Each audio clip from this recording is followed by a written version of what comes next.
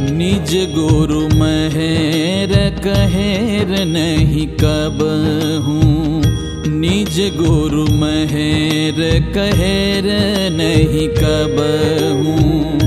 लहे जन सुख जो सुहागी, निज गुरु महेर कहेर नहीं कब हूँ। लहे जन सुख जो सुहागी, हरखवंत हमेश देश में, हरखवंत हमेश देश में। वरते वेश में रागी, वरते वेश में रागी। परम गुरु सेवो। संतन की श्री सर्वदेवन की श्री ज्ञान संप्रदाय की श्री गुरुगादी सारसापुरी की श्री केवल धाम की तथा सत्संग प्रारंभ काल सत केवल साहे। 3 વખત પ્રણામ કરીશું। સત કેવલ સાહે, સત કેવલ સાહે, કેવલ અંશો સત કેવલ સાહે। બાજુ બાજુ સૌને સત કેવલ સાહે। હવે કહો તપન સુનો મમ તનયંદેશ, અમારે પુરુષ યનાદ ઉપાદિત વર્જિત વેશ। કોટિ કલ્પ પરજંત યંત નહીં, જપત માયા માસ નહીં। રુદ્ર રુદ્રહમ નહીં આયા, ઉપને આપ આપ વ્યાપ મોઈ શુક્લ સહીરા। અવિગત અંગ માર બિંદુ કે નહીં શરીરા, બિંદુ કે નહીં શરીર। ધીર દ્રઢ પુરુષ પુરાના, રૂપય રૂપી ખેલ કુવેરય ખેલ જાના।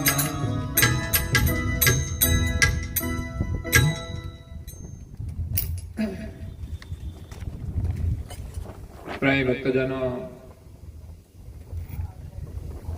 જ્ઞાન સંપ્રદાયના અધ્યસ્થાપક, અનંત બ્રહ્માંડાધીશ વિશ્વ નિયંતા, સકર્તા સર્જનહારના પરમ વિશેષ અંશ, અનંત અંશોના તારણહાર, પરમ મોક્ષના દાતા, કૈવલ ધર્મ ધુરંધર,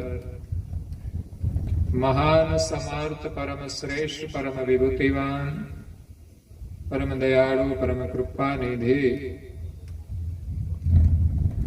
સર્વજ્ઞ દિવ્ય પરમ ગુરુ શ્રીમદ કરુણા સાગર મહારાજ, વિશ્વભરના મનુષ્ય તનુધારી ચૈતન્ય જીવાત્માઓને સંબોધીને યથાર્થ જ્ઞાનનો ઉપદેશ આપતા સ્વરચિત વિજ્ઞાન સક્રત મણિ દીપ ગ્રંથને વિશે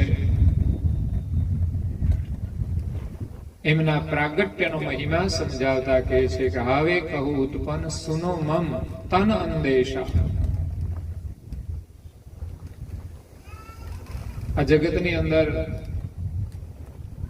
પરમ ગુરુનું પ્રાગટ્ય થયું, એમણે જે શરીર ધારણ કર્યું છે એ કેવી રીતે કર્યું એ વિશે કોઈ સંશય હોય તો એમને કહે છે હું દૂર કરું છું। હમ હે પુરુષ અનાદ ઉપાધિ વર્જિત વેશા। હું અનાદિનો પુરુષ છું। અનાદિ જેનું કોઈ આદિ નથી, અજન્મા છે, જેમની ઉત્પત્તિ નથી, જેનો નાશ નથી, જે અવિનાશી છે, એવા અનાદિ પુરુષ ઉપાદિત્ય વર્જિત વેશા, એમણે જે વેશ ધારણ કર્યો છે એ સંસારની ઉપાધિથી રહિત છે. એમણે ધારણ કરેલું જે શરીર છે જે સંસારની ઉપાધિથી રહિત છે. આપણે સૌએ જે શરીર ધારણ કર્યું છે એને પ્રકૃતિનો ગુણધર્મ લાગે એટલે ભૂખ લાગે, તરસ લાગે,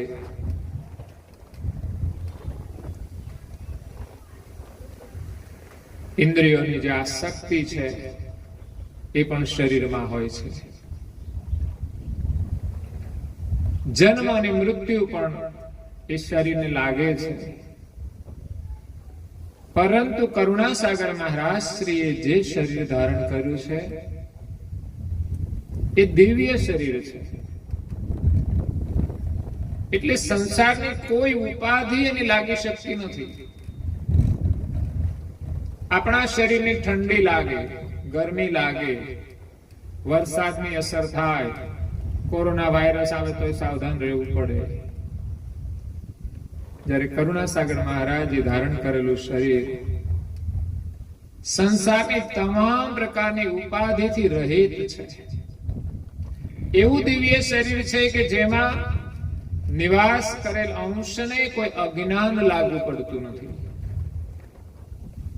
જ્યારે આપણે જે શરીર ધારણ કર્યું છે એ શરીરના સંગે આપણે આપણા ચૈતન્ય સ્વરૂપને ભૂલી ગયા કે હું કોણ છું.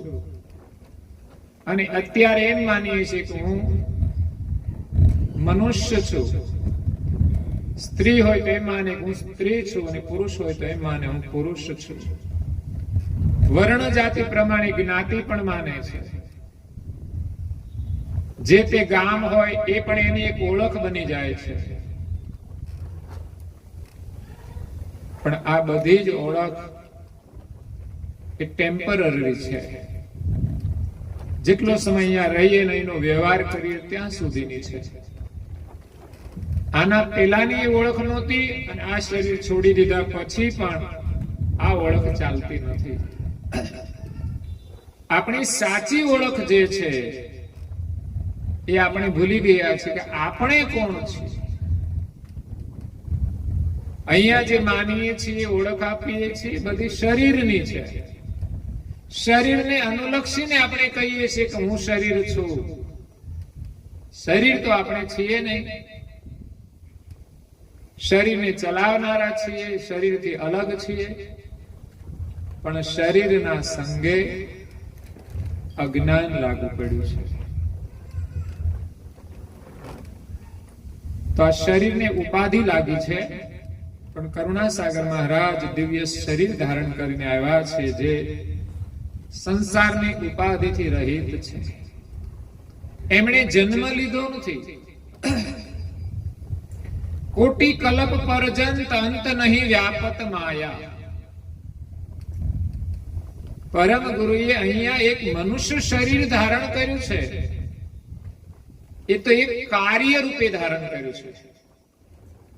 પરંતુ આ બ્રહ્માંડની અંદર એમનું જે સ્થાન છે, એમની જે ગતિ છે, એમનો જે દિવ્ય દેહ છે, એ તો કરોડો કલ્પના અંતે પણ એની માયા વ્યાપી શકતી નથી. એવો એ દિવ્ય દેહ ધારણ કરીને આ વિશ્વની અંદર વિચરણ કરે છે. હાડ માંસ નહીં રુદ્ર ઉદ્ર હમહી નહીં આયા. આ મૃત્યુલોકની અંદર દિવ્ય પરમ ગુરુ મનુષ્ય શરીર ધારણ કરીને આવ્યા. એ મનુષ્ય શરીર પણ દિવ્ય છે.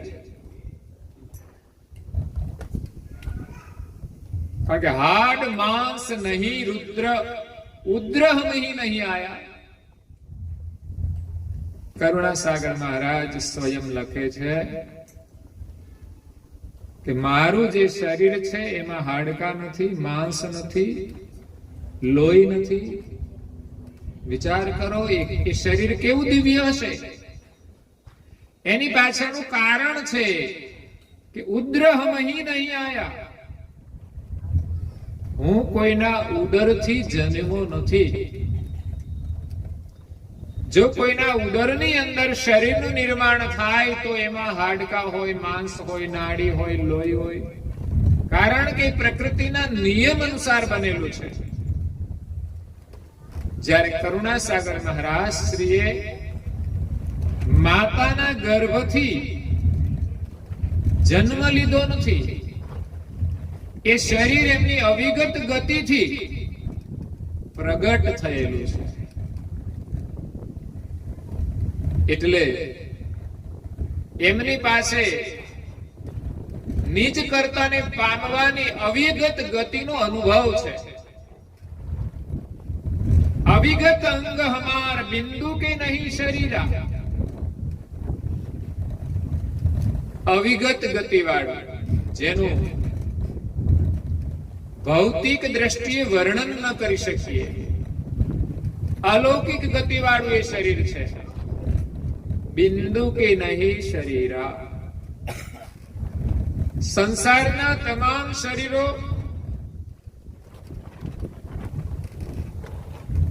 રજબુંદથી બનતા હોય છે.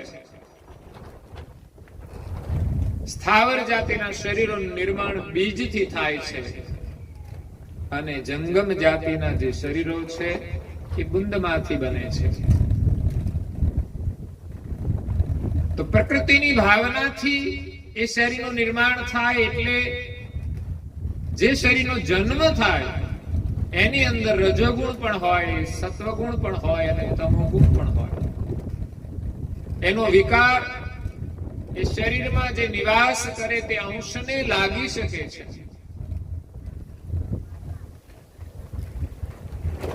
પ્રકૃતિથી બનેલા શરીરમાં જે કોઈ અંશ નિવાસ કરે એને પ્રકૃતિનો ગુણધર્મ લાગે છે. જ્યારે કરુણાસાગર મહારાજે જે શરીર ધારણ કર્યું છે એ શરીર દિવ્ય છે. માતાના ઉદરથી જન્મા નથી. અને આ બ્રહ્માંડની અંદર એમનું જે શરીર છે, એમનું જે સ્વરૂપ છે એ પણ અવિનાશી છે, અકળ છે, અવિગત છે. એના માટે દિવ્ય પરમ ગુરુએ સંધ્યા ઉપાસનાની અંદર અવિનાશી પદમાં, ગોડી પદમાં કહ્યું છે, મેં અવિનાશી ઉપાસી હો સંતો, મેં અવિનાશી ઉપાસી. એ ગતિ અગમય ગાધ લખાસી હો સંતો, મેં અવિનાશી ઉપાસી. હાડ માંસ રગ લોહન ચરમ ऐसी है देह हमासी. संग साहिब नाम मेरा, निज केवल पदवासी हो संतो, मैं अविनाशी उपासी. દિવ્ય પરમ ગુરુ કહે છે કે હું અવિનાશી સર્જનહારનો ઉપાસી છું. આ જગતની અંદર જે અવિનાશી છે, અજન્મા છે, અજર અમર છે, અખંડ છે, એવા સર્જનહારનો ઉપાસી છું. એમની હું આરાધના કરું છું. ગતિ અગમ અગાધ લખાસી. જે સર્જનહારની અગમ ગતિ આપણને પ્રાપ્ત થાય છે એમની ઉપાસના કરવાથી. અને દિવ્ય પરમ ગુરુ આપણને સૌને એ અવિનાશી સર્જનહારની ગતિ આપવા માટે પધાર્યા છે.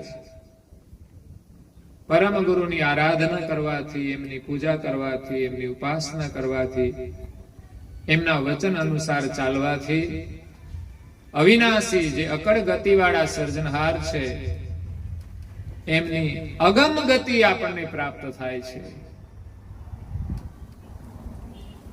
અકળ ગતિ પ્રાપ્ત થાય છે, જે આપણા ઘટની ભીતરમાં ગતિ સમાયેલી છે એ ગતિનો આપણે અનુભવ કરાવે છે. તો હાડ માંસ રગ લોહ ન ચરમ. કરુણાસાગર મહારાજ કહે છે કે મારું શરીર હાડ માંસ રોમ નાડી કે ત્વચાનું બનેલું નથી. સોહંગ સાહેબ નામ હમેરા. એમનું નામ સોહંગ સાહેબ છે. સોહંગ એક બ્રહ્મનું સ્વરૂપ છે, પરમ તત્વ છે, પરમ ગતિ છે. એ ગતિ રૂપી દિવ્ય પરમ ગુરુનું સ્વરૂપ છે, જે ગતિનો એક છેડો આ સૃષ્ટિના તમામ જે શરીરો છે એમાં નિવાસ કરતા અંશની સાથે જોડાયેલો છે. આ અવિગત ગતિ આપણી સાથે જોડાયેલી છે અને બીજો છેડો નિજ કર્તાની સાથે જોડાયેલો છે. એ વ્યાપક જે ગતિ છે આપણી અને સર્જનહાર વચ્ચેનું જે જોડાણ એને તાર કહેવાય છે. જેમ આપણી દ્રષ્ટિ કોઈના ઉપર પડે તો એની સાથે આપણો તાર સંધાય. વાસ્તવમાં તાર દેખાતો નથી, પણ આપણી દ્રષ્ટિનો જે તાર હોય એ જ પ્રકારે સર્જનહારની જે દ્રષ્ટિ છે એનો તાર તમામ જીવો સાથે જોડાયેલો છે. એ સર્જનહારની પ્રકાશ બ્રહ્મ વૃત્તિ છે કે સર્જનહારનો જે પ્રકાશ સારા બ્રહ્માંડમાં ફેલાયેલો છે એ પ્રકાશની અંદર સર્જનહાર પોતાની અલૌકિક દ્રષ્ટિથી બધાને નિહાળી રહ્યા છે અને બધાને જીવન આપી રહ્યા છે. તો એ સોહંગ તાર એ બ્રહ્માંડમાં વ્યાપક છે, જેનો એક છેડો માલિક સાથે જોડાયેલો છે, બીજો છેડો ચૈતન અંશ સાથે, કે તમામ શરીર સાથે જોડાયેલો હોય છે, પરંતુ એની ખબર મનુષ્ય સિવાય કોઈને ખબર પડતી નથી. માલિકે મનુષ્ય શરીર જ એક એવું ઉત્તમ બનાવ્યું છે, એમાં એવી ગતિ મૂકેલી છે કે જે શરીર દ્વારા જ એ જ્ઞાનને સમજી શકે અને ગતિને પ્રાપ્ત કરી શકે. એ સિવાય પ્રાણી પશુ પંખીને તો પોતાના સ્વરૂપની જ ખબર નથી. એ તો શરીર ધારણ કરીને જીવ દશામાં વર્તમાન કરે છે. ભગવાન શું એની કશી ખબર નથી. આહાર, નિંદ્રા, ભય અને પ્રજોત્પત્તિ ની 4 ક્રિયા માત્ર કરે છે, એ સિવાયનું એને કઈ જ ભાન નથી.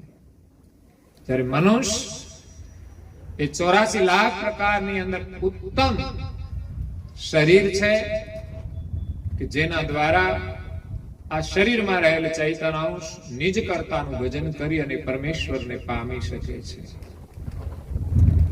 તો સોહંગ જે વ્યાપક ગતિ છે એ આપણને સ્પર્શેલી છે, પરંતુ આપણી દ્રષ્ટિ આ શરીરમાં પડેલી છે. એટલે આપણી દ્રષ્ટિ વિકારવાળી થઈ છે. આપણે અનેક કર્મ કરીએ છીએ, એ કર્મના મળવાળી થઈ છે. એટલે આપણે એ ગતિનો અનુભવ કરી શકતા નથી. એટલે મહાપુરુષો આપણને ઉપદેશ આપીને આપણી વૃત્તિને સંસારના વિલાસમાંથી પાછી વાળી અને ઉપર ઉઠાવવાની છે કે જ્યાં કરુણાસાગર મહારાજનું સોહંગ સ્વરૂપ છે, જેની એકતા માલિક સાથે જોડાયેલી છે, સર્જનહાર સાથે જોડાયેલી છે. તો એવું પરમ ગુરુનું દિવ્ય અખંડ સ્વરૂપ છે, અનાદિ સ્વરૂપ છે, જે સંસારની ઉપાધિથી રહિત છે. એ અવિગત ગતિમાંથી એક અવ્યક્ત તત્વોનું શરીર ધારણ કર્યું છે. આકૃતિ રૂપ જે દેખાય છે પંચભૂત,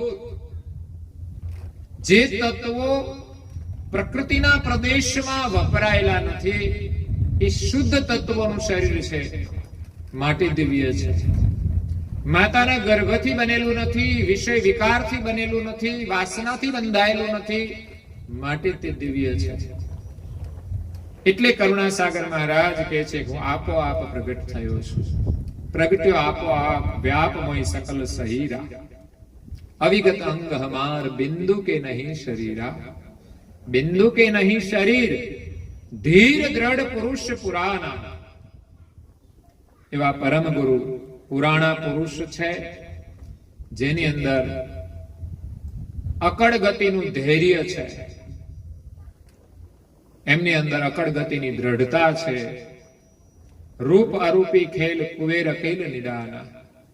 એમનું એક સ્વરૂપ આપણને દ્રશ્યમાન થાય છે, જે માનવ દેહ ધારણ કરીને આવ્યા છે, અને બીજું સોહંગ સ્વરૂપ બ્રહ્માંડની અંદર વ્યાપક રહેલું છે, જે અરૂપ કહેવાય છે. આપણી વૃત્તિ નિર્મળ થાય તો એ સ્વરૂપનો અનુભવ થાય છે. સમાધિ દ્વારા પણ એની સાથે એકતા થાય છે. નિર્મળ ભાવથી જો આપણે સ્મરણ કરીએ તો પણ જે પરમ આનંદનો અનુભવ થાય છે એ ગતિ અવિગત સ્વરૂપની છે. એવો દિવ્ય દેહ ધારણ કરીને પરમ ગુરુ આ વિશ્વમાં આવ્યા છે. અને કેવી રીતે પ્રગટ થયા, કોને મળ્યા, એ પ્રસંગનું વર્ણન કરતા પરમ ગુરુજી કહે છે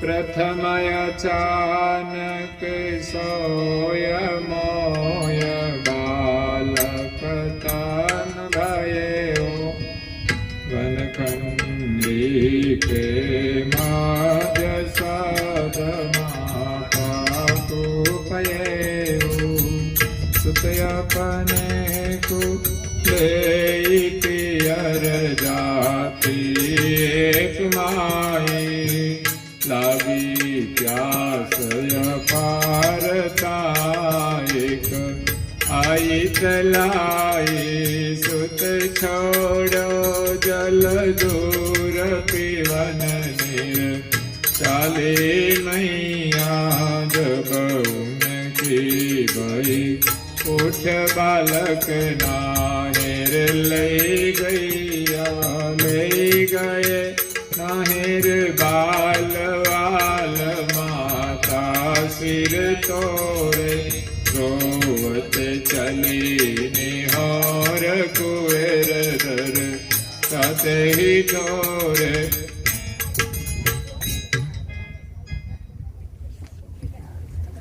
પ્રથમ અચાનક સોય મોય બાલક તન ભયું. કરુણાસાગર મહારાજ આપણા દેશની અંદર ગુજરાતમાં જ્યારે પ્રગટ થયા આણંદ પાસે,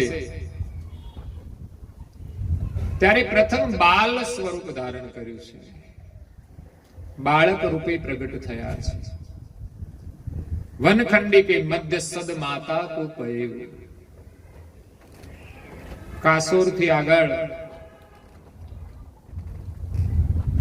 વનખંડીની અંદર એક શેર નામનું તળાવ છે.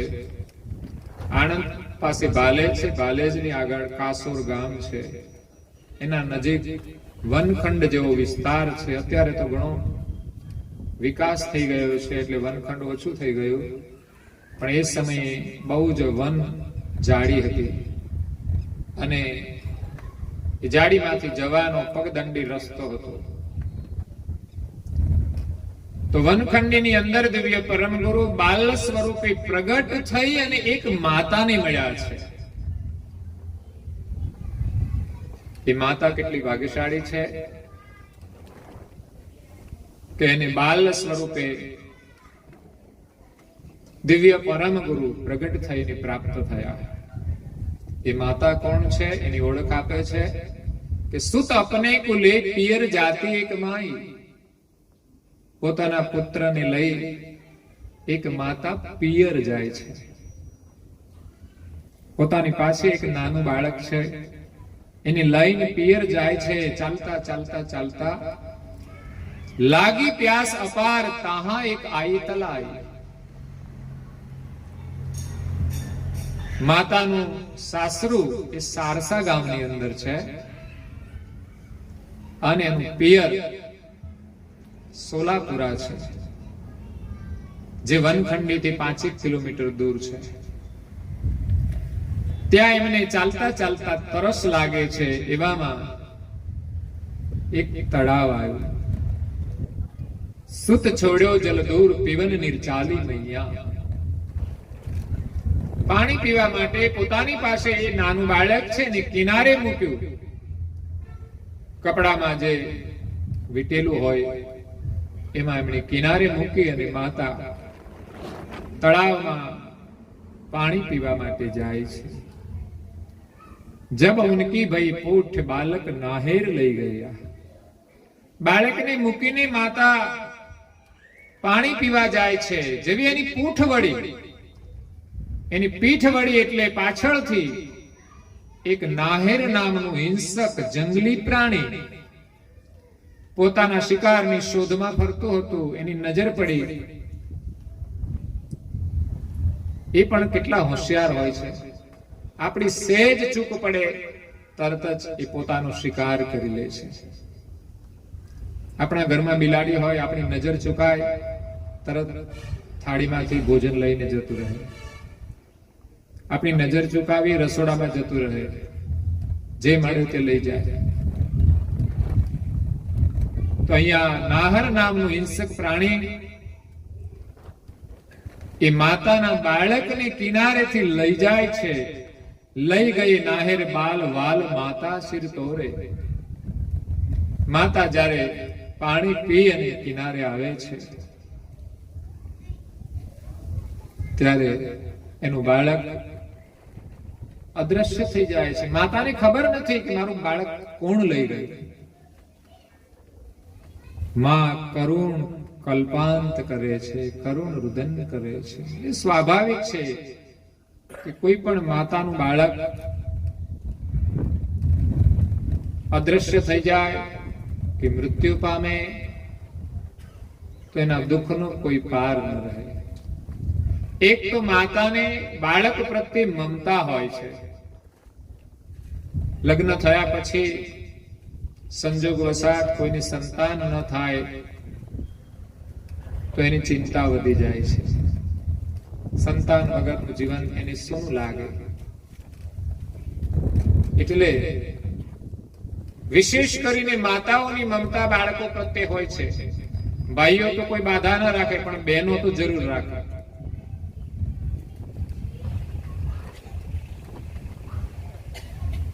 એટલે માતાના દુઃખનો કોઈ પાર રહેતો નથી. એવું કરુણ રુદન કરે છે કે માથાના વાળ ખેંચીને તોડવા માંડે છે. બસ આટલી જ વાત લખી છે. માથાના વાળ તોડવા માંડે છે, એટલું કરુણ રુદન કરે છે. પોતાના બાળકને શોધે છે. માતા માટે એક મુશ્કેલી એ છે કે આ બાળક નહીં મળે તો સાસરીમાં જઈને જવાબ શું આપીશ? પ્રશ્ન ઉભો થાય. સાથે જો એમના ઘરવાળા હોય તો વાંધો ના આવે, એમની નજરે જોયું હોય તો. પણ એકલી માતા પોતાના બાળકને લઈને પિયર ગઈ છે. ઘરમાંથી સાસુમાએ કહ્યું એક બેટા નથી જવું, અને પાછા પુત્ર વધુ ગયા હોય કે ના મારે જવું છે, તો વધારે સાંભળવું પડે. કયું હોય ને ગયા હોય તો પણ દુઃખ તો પરિવારને થાય. એટલે પેલું તો પોતાને વ્યક્તિગત દુઃખ છે કે મારું બાળક કોણ લઈ ગયું.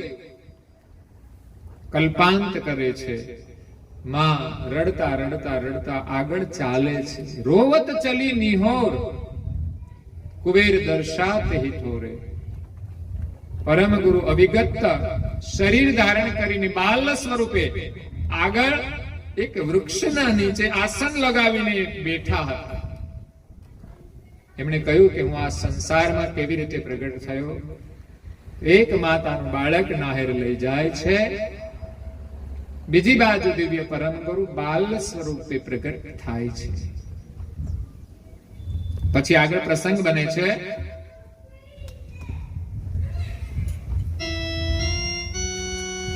देखत किया विलोक कहे आ बालक तिनका सहज मिल्यो संयोग योग मही बीज के दिन का कहे मेरे सुत 60 बाट दे नो कीर्तारा ऐसो धरि मन मोद बोध उर करे विचारा हम बोले क्यों बेर लगावत धर्म की माता जा तोई मोई गैर जगत में करू इच्छात जगत विगत विद विद के ज्ञाना कहे कोय जुग माही कछुन रघुयाना।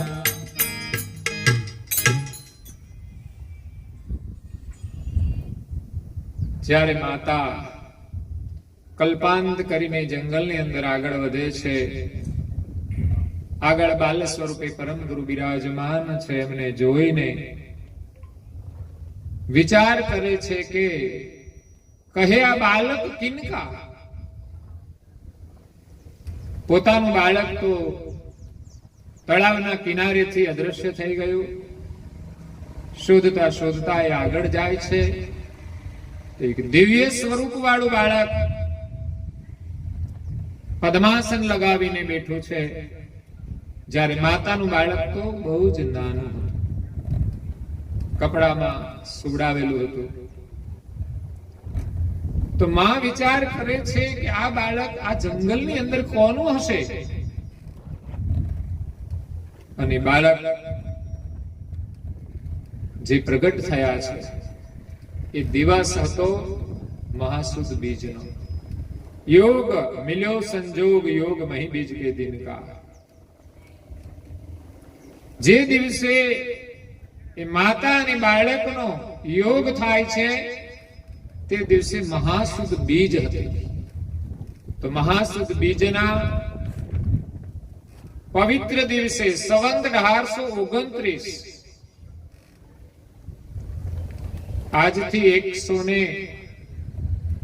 150 વર્ષ પહેલા દિવ્ય પરમ ગુરુ બાલ સ્વરૂપે વનખંડની અંદર પ્રગટ થયા અને એક માતાને મળ્યા. માએ બાળકના દર્શન કર્યા અને વિચાર કરે છે કે આ બાળક કોનું હશે? કહે મેરે સુત 60 દિનો કીર્તારા. કદાચ મારા પુત્રના બદલામાં સર્જનહારે આ બાળક આપ્યું હશે એવું મનમાં થાય છે. વાત પણ સાચી જ હતી. જેવો એના મનમાં વિચાર હતો એ જ પ્રમાણે આ પ્રસંગ બનેલો છે. માતાને એમ થયું કે મારા બાળકના બદલામાં ભગવાને કીર્તારે મને આ બાળક નહીં આપ્યું હોય ને. એસો ધરી મન મોદ બોધ ઉર કરે વિચારા. પોતાના મનની અંદર એવો પોતાના મનને જ બોધ કરે છે. પરમ ગુરુ કહે છે કે હમ બોલે તહી બેર. એ સમયે પરમ ગુરુ કહે છે કે બેર ક્યો લગાવત ધર્મ કી માતા. હે માતા, ધર્મની માતા, જેમણે જન્મ આપ્યો હોય એ જન્મદાતા છે, પણ અહીંયા તો એમણે જન્મ નથી આપ્યો. એટલે પરમ ગુરુ સંબોધન કરે છે કે હે ધર્મની માતા. જેમ યશોદા શ્રી કૃષ્ણની એક પાલક માતા હતી, ધર્મની માતા હતી. જન્મદાતા તો દેવકી હતી. એમ અહીંયા માતાને કહે છે કે હે ધર્મની માતા, શા માટે હવે વાર લગાડે છે? તું મને તારા ઘરે લઈ જા. હું તને જગતની અંદર વિખ્યાત કરીશ. કરું વિખ્યાત જગત વિગત વિદ વિદ કે જ્ઞાના. આ જગતની જે રચના છે વિધ પ્રકારની, એ જ્ઞાનથી હું તને જગાડીશ. આ જગતની અંદર હું જાહેર કરીશ. જગતની રચનાનું જે જ્ઞાન છે એ આ જગતની અંદર હું જાહેર કરીશ. કહે કુબેર જુગમાહી નહીં કછું રખું અયાન. કુબેર સ્વામી કહે છે કે આ જગતની અંદર હું તને કશું જ અજાણને રહેવા દઉં એવું જ્ઞાન તને આપીશ. આગળ કહે છે બહરુ કિયો હમ બેનયવી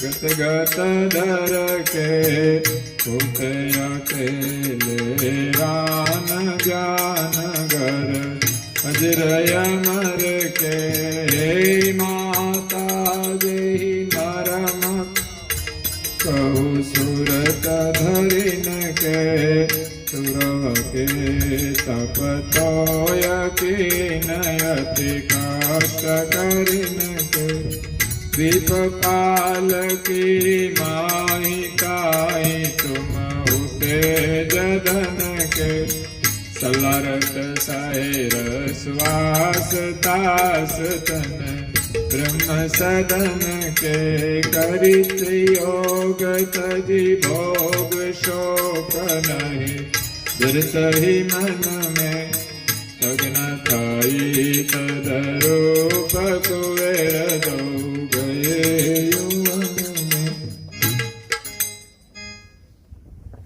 બહરુ કિયો હમ બેન એન અવિગત ગત ધર કે.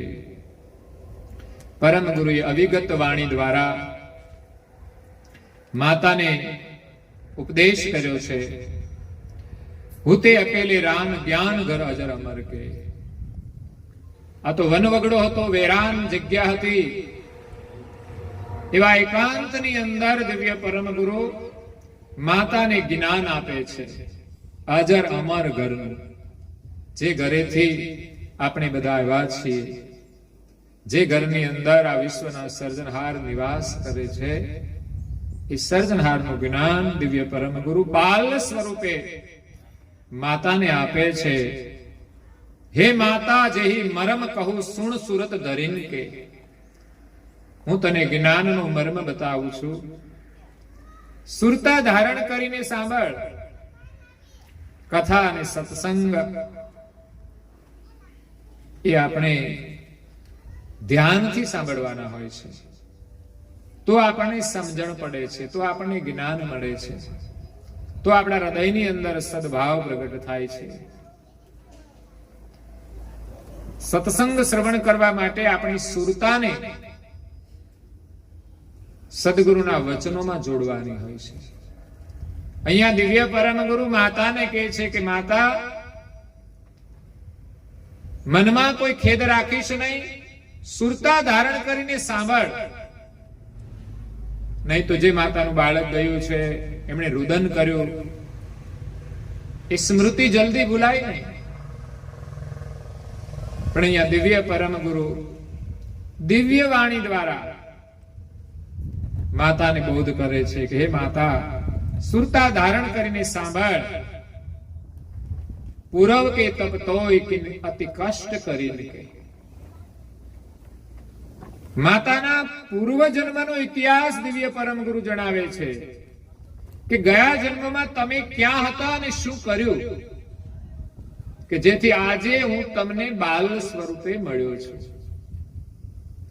આ સંવાદ કાસુર ગામ નજીક, જે વનખંડી છે, તળાવની પાસે નજીકમાં, ત્યાં બાલ સ્વરૂપે પરમ ગુરુ અને હેતબાઈ માતા કરે છે કે ગયા જન્મની અંદર હે માતા, તમે બહુ જ તપ કર્યું છે, અત્યંત કષ્ટ વેઠીને. તપની અંદર કષ્ટ હોય છે. સંસારમાં પણ આપણે રહીએ છીએ તો કોઈની સેવા કરીએ, કોઈના દ્વારા આપણે કષ્ટ થાય, એ એક પ્રકારનું તપ છે. સત્ય કાર્ય કરવા માટે જે કઈ મુશ્કેલી આવે એ આપણા માટે તપ છે. એટલે ગયા જન્મની અંદર તમે અત્યંત કષ્ટ વેઠીને તપ કર્યું છે. ગયા જન્મમાં તમે પાલકી દીપમાં હતા. અત્યારે તમે જે મળ્યા છો એ જંબુ દીપ છે, પણ આ જન્મના પહેલા તમે પાલકી દીપમાં હતા. તો આ પૃથ્વી ઉપર 7 દ્વીપ છે, જેનું વર્ણન પુરાણોમાં પણ આવે છે, અને કરુણાસાગર મહારાજે પણ એનું વર્ણન કર્યું છે.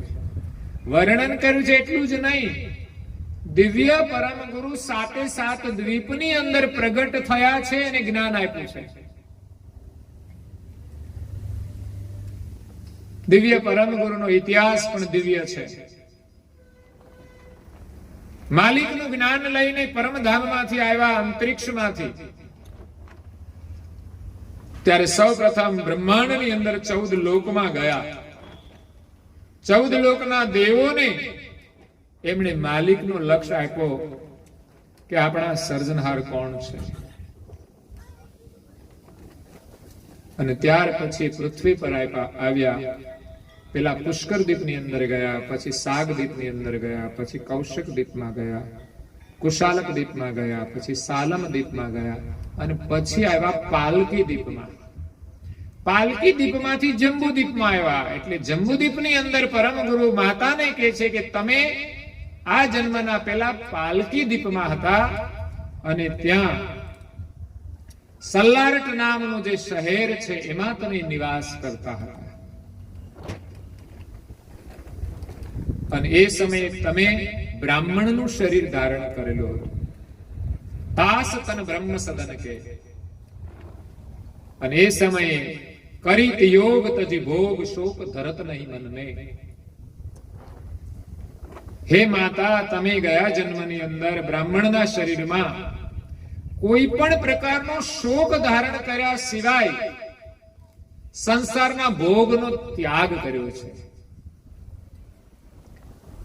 ભગવાનની ભક્તિ ક્યારે થાય? કે જ્યારે આપણે સંસારના ભોગનો પ્રસન્નતાથી ત્યાગ કરીએ.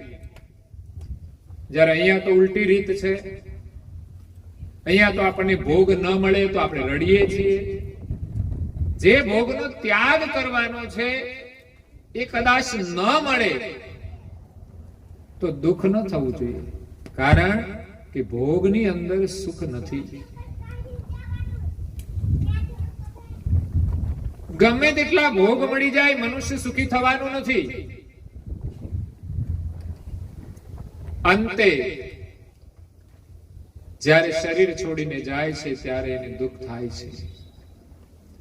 પણ જે પરમેશ્વરનું ભજન કરે છે, જે સંસારના ભોગનો ત્યાગ કરી અને ભજન કરે છે, એ અંતે પ્રસન્ન થઈને જાય છે. કોઈએ કહ્યું છે કે જબ તું આયો જગત મેં જગત હસે તુમ રોય. જ્યારે દીકરો જન્મે ને ત્યારે બધા બહુ ખુશ હોય છે, અને દીકરી જન્મે ત્યારે બેબી થઈ ધીમું ધીમું બોલે, બહુ પ્રસન્નતા ન હોય. તમારે ત્યાં બાળકનો જન્મ થયો છે, બસ એ જ પ્રસન્નતા હોવી જોઈએ. એ બાળકની અંદર એક કોઈ આત્મા આવ્યો છે એની પ્રસન્નતા હોવી જોઈએ. પછી દીકરો હોય કે દીકરી, એનું ભેદ રહેવો ના જોઈએ. જેટલી પ્રસન્નતા પુત્ર માટે હોય એટલી જ પ્રસન્નતા પુત્રી માટે હોવી જોઈએ. પુત્ર માટે પેડા વેચે અને પુત્રી માટે જલેબી. કેમ આટલો ફરક? હું તો એમ કહું છું, દીકરો જન્મે ત્યારે જલેબી વેચજો, અને દીકરી જન્મે ત્યારે પેડા વેચજો.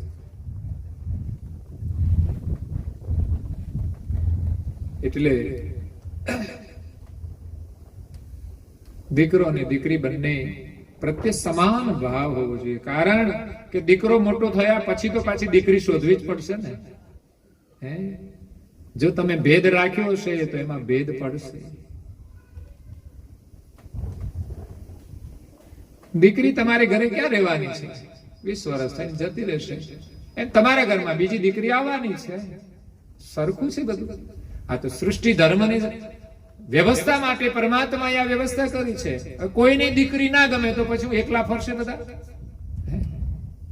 સાધુ કોઈ થવું નથી તો પછી આટા મારે ગામમાં.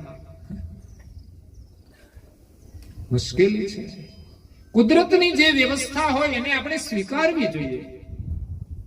હું તો કહું છું પરીક્ષણ નહીં કરાવવું જોઈએ શું છે. હા, તમે તપાસ કરાવો આરોગ્ય માટે. આમ તો કઈ પ્રતિબંધ હોય છે કહેવાનું.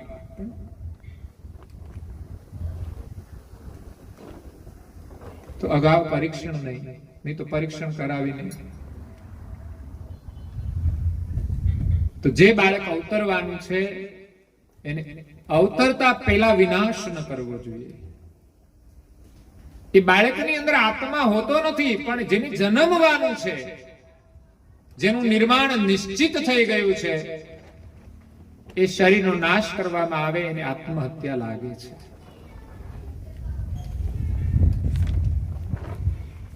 એટલે પુત્ર અને પુત્રી બંને પ્રત્યે સમાન ભાવ હોવો જોઈએ. બંનેને તમે સંસ્કાર આપો. જગતની અંદર તમારું ગૌરવ વધારશે. અને એ જ દીકરીઓ એવા ઉત્તમ બાળકોને જન્મ આપશે.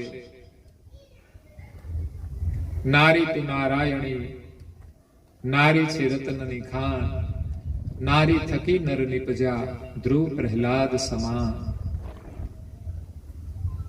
માતાની મમતા કેટલી છે એનો આપણે વિચાર કરીએ તો એક દીકરી પણ એક લક્ષ્મીના રૂપમાં આવે છે અને એ પણ એક માતૃશક્તિ છે જેના દ્વારા સૃષ્ટિનો વિસ્તાર આગળ વધે છે. એટલે કુદરતના નિયમ અનુસાર અને આપણા કર્મ અનુસાર બે વસ્તુ બને છે. જે કોઈ બાળક આપણે ત્યાં આવે, દીકરો હોય કે દીકરી, એ આપણા કર્મ અનુસાર આવે છે તો એને આવવા દેવું જોઈએ. કદાચ આપણા ભાગ્યનું પાનું પલટી નાખે તો શું ખબર. માતા મદાલસાનો જન્મ ન થયો હોત તો એમના દીકરાઓને મુક્તિ ના મળી હોત.